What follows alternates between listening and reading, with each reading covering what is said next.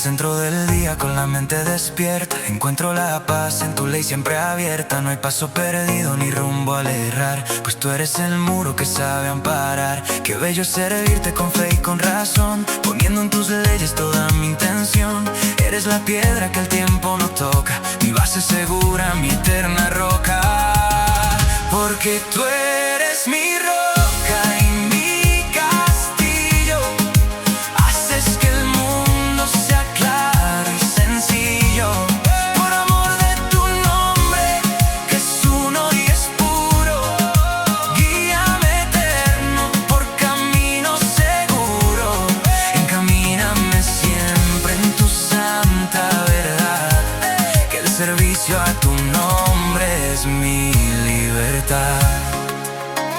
Tu nombre es el sello de mi identidad, mi refugio de honor y de integridad, como un castillo de piedra y de luz.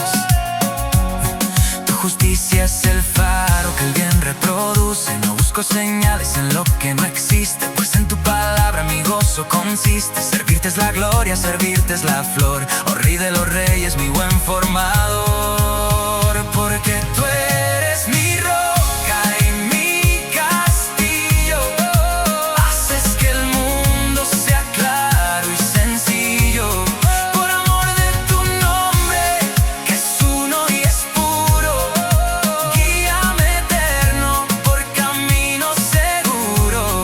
Encamíname siempre en tu santa verdad, que el servicio a tu nombre es mi libertad.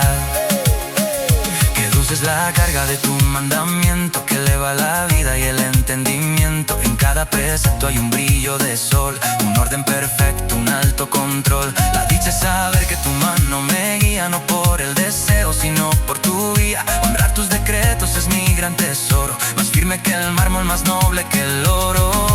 Todo es presente ante tu majestad, tú eres la fuente de la realidad. Caminar en tus sendas, belleza y es paz, mirando de frente tu justicia capaz. Sin dudas que nublen, con paso constante, servir al eterno es lo más importante.